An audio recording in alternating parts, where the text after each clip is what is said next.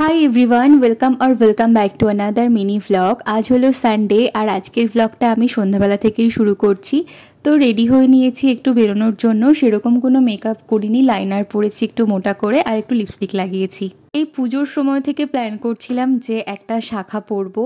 তো আজকে হঠাৎ করে মনে হলো যে না, আজকে একটা ভালো সময় আছে, আজকে ফ্রি আছি, তো আজকেই বেরিয়ে পড়েছি। ফার্স্টে গেছিলাম কালীঘাট, তো ওখান থেকেই আমি শাখা পড়েছি। মায়ের মন্দিরে দর্শন করে তারপর গেছিলাম শাখা পড়তে। আর এই শাখার ডিজাইনটা আমার ভীষণ পছন্দ হয়েছে, কিন্তু আমার হাতের না একদম প্রপার সাইজটা না সোনার দোকানে কোনো কিছুতে আমি ঠিকঠাক পেয়েছি, আর শাখার দোকানে একটু বড় হয়েছে, কিন্তু ভালো লাগছে। তো তারপর গেছিলাম কালীঘাটের সবথেকে ফেমাস মিষ্টির দোকানে। ওখান থেকে বাড়ির জন্য নিয়ে এসেছিলাম তোতাপুলি, যে মিষ্টিটা খেতে আমার তো ভীষণ ভালো লাগে। তো ওখান থেকে গেছিলাম গড়িয়াহাট। বেশ কিছু শখের জিনিস আজকে আমি কিনেছি, চলো তোমাদের সঙ্গে সেগুলোই আস্তে আস্তে শেয়ার করছি। আর এগুলো বাইকে টেনে আনতে আমার ভীষণ কষ্ট হয়েছে, কিন্তু শখের দাম লাখ টাকা, কিছু তো কষ্ট তোমাকে করতেই হবে।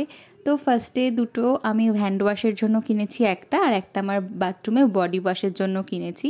আর এই টিপটটা আমার বেশ অনেক দিন ধরে পছন্দ ছিল, তো কিনবো করে কেনা হচ্ছিল না।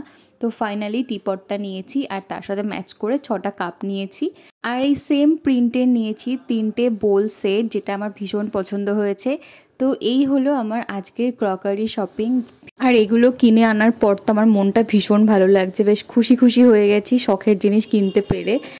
তারপর রাতে বসলাম পার্সেল রেডি করতে, আমাদের পুজোর পর ফার্স্ট পার্সেল যাবে, তো সেগুলোই প্যাক করলাম। আর আজকের দিনটা এভাবেই কাটালাম। বাই।